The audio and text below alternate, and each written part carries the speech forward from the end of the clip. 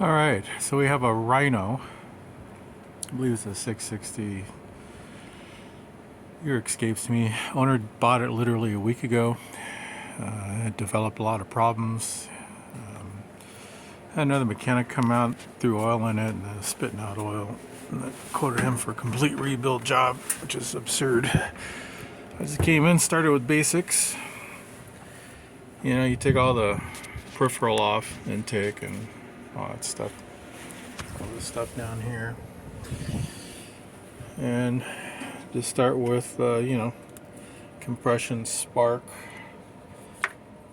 which I'm halfway through this job. I'm just double checking. So we have a 4550 low compression.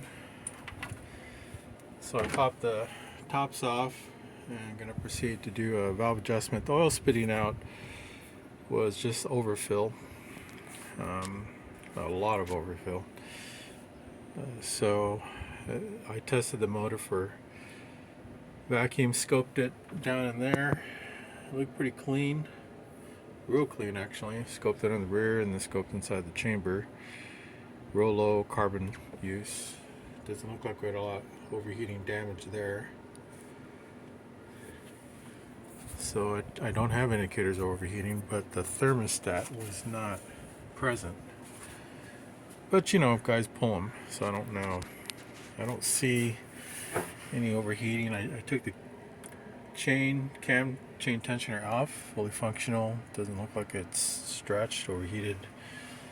Got another fuel filter going in. I just did the dump on it. I needed a new clutch unit. I mean a choke. So you just kind of unscrew that there and just snake it around. It passes down there and comes back up here. Drop the oil, and then I did a flush on the oil. That's down here. So I got all that going on. Put crush washer and Teflon tape, blah blah blah. Owner had a problem, actually a pretty major problem. He had a big burnout. See if you can see this unit here. Completely fried this ground circuit here. Fried the insulation right off. So I had to exit that. Replacing this unit. Kind of a rectifying regulator. Okay, so came up here. Tried to clean all the surface contacts. Clean, extended bolt type of, instead of stacking them all up. Plus, they had all of them kind of on a wood screw, so I did 3. You see 1, 2, 3, ready to go fresh.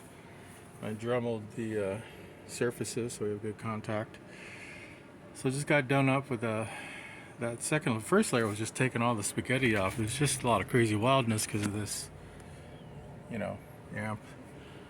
But a lot of jerry rigging, a lot of loose wire. It just looked like a big mess in there, so I just started pulling circuits out and noting them. Then this looks okay. Flasher relay, owner bought a new one.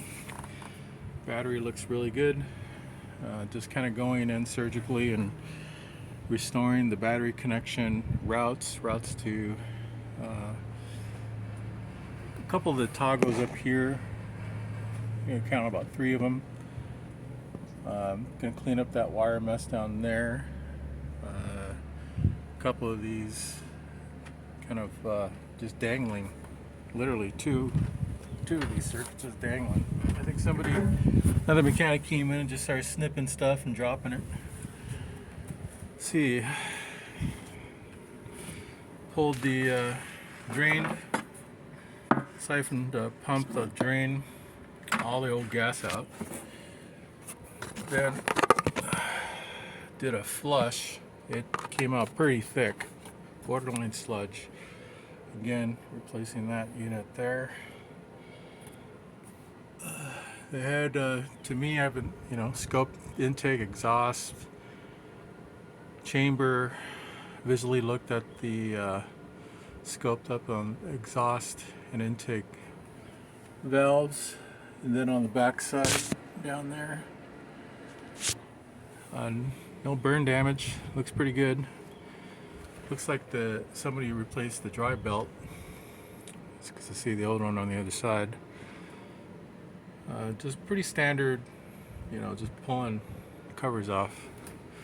We have a prime pump integrated. This loop here and that loop there is basically integrating. It's almost like from the tank to this pump. Then when it leaves this line, that leaves that pump to the carb, which I got right here zip tied away. They infiltrated a prime pump, one there and one there in the same line, to hit on prime, so you can prime that's the mess there. I don't know if I want to do anything there. That's plastic, that tends to break right there, that joint. I don't know if it's, I'm gonna get a fuel filter down there I want to get to and replace in these lines. So I gotta, when I get done with the carb and first this head, then I'm gonna deal with the fuel system. But the tank's clean in there. Just letting it dry out.